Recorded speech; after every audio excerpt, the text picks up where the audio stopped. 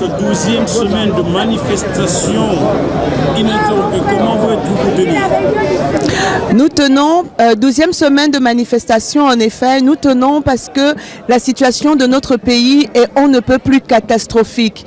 Le Gabon est dans un état de délabrement avancé.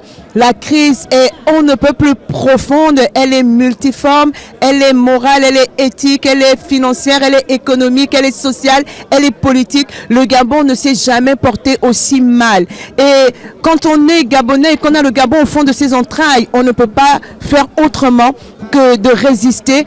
Et nous allons résister jusqu'à ce que nous fassions tomber cette dictature. Aucune dictature n'a jamais tenu face à un peuple déterminé. Il sous-estime encore notre mobilisation. Il sous-estime encore notre détermination. Mais le temps, il pense que le temps joue peut-être à sa faveur. Mais le temps nous donne aussi des armes. Le temps nous donne d'être encore plus forts nous aussi. Et le rapport de force sera toujours en faveur du peuple. Tôt ou tard, nous l'emporterons. La législative. Est-ce que cela signifie que vous avez un double discours? Nous n'avons pas... Est-ce que cela signifie que vous avez un double discours? Parce que parler des législatives alors que vous contestez toujours l'élection d'Ali Bongo, cela semble quand même faux. Alors, est-ce que nous parlons vraiment de législative? Le débat est ouvert. Le président Ping a dit que le débat était ouvert. Il y en a qui sont pour, il y en a qui sont contre. Nous sommes des démocrates. Et quand c'est comme ça, nous débattons et nous mettons des arguments sur la table afin que les uns et les autres soient convaincus par une position que nous adopterons tous.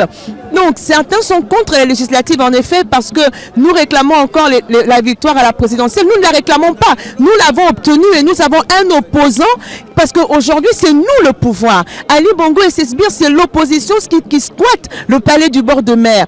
Et donc, puisque nous n'avons pas encore récupéré de manière effective le pouvoir que nous avons décerné à notre président Jean Ping en l'élisant le 27 août dernier, c'est vrai que laisser un pouvoir usurpateur organiser des législatives quand on sait qu'en réalité on n'a affaire qu'à des voleurs et que même la répartition des sièges sur l'ensemble du territoire donne un avantage au PDG, nous savons que ce sont des fraudeurs nés. Donc effectivement, il y a matière à réfléchir pour savoir dans quelles conditions nous pouvons aller à des législatives avec des voleurs, des fraudeurs qui n'ont fait que ça et qui, il y a encore 2 mois, viennent de tricher de manière flagrante à une élection. C'est vrai que toute la question se pose. Maintenant, elle est en discussion, mais pour ce qui me concerne, je pense que ce pouvoir n'est pas légitime pour organiser quoi que ce soit. Ils ne sont pas légitimes. Donc nous débattons là-dessus et nous continuerons de mettre la pression pour que ce pouvoir tombe et que nous puissions récupérer de manière effective le pouvoir que nous avons confié à notre président Jean Ping. Et donc ils ont perdu toute crédibilité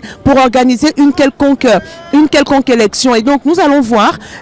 S'il faut y aller, s'il ne faut pas y aller, c'est en discussion, mais une chose est sûre, ce pouvoir est illégal, illégitime, et notre combat premier, c'est que celui que nous avons élu le 27 août, M. Jean Ping, puisse prendre effectivement les rênes du pouvoir. Il a la légitimité du peuple, maintenant il faut qu'il ait la légitimité des institutions. Et ça, nous allons y arriver et nous mettrons dehors les fraudeurs.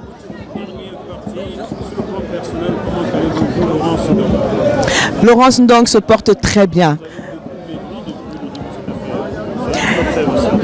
C'est vrai, parce que je suis à fond dans ce combat, mais en même temps, je me bats pour une cause qui me tient à cœur. Je suis épanouie dans ce combat, j'aime ce que je fais, parce que je me bats pour mon Gabon, et je suis heureuse demain que les générations futures puissent dire il y a eu une femme, elle s'appelait Laurence Ndong, elle s'est levée et elle a parlé, elle s'est battue pour le Gabon. Moi, je veux laisser mon nom positivement dans l'histoire, contrairement à certains qui, eux, travaillent et entreront sombrement dans l'histoire de notre pays, parce qu'on se souviendra des Bongo Ondimba comme des fossoyeurs de la République gabonaise, comme des assassins, comme des voleurs. Et lui et tous ceux qui sont avec lui, Bilie Binze, pas comme Moubele, ils ne falsifieront pas l'histoire. Madame Madeleine Bourantou, elle sera toujours une honte pour notre nation.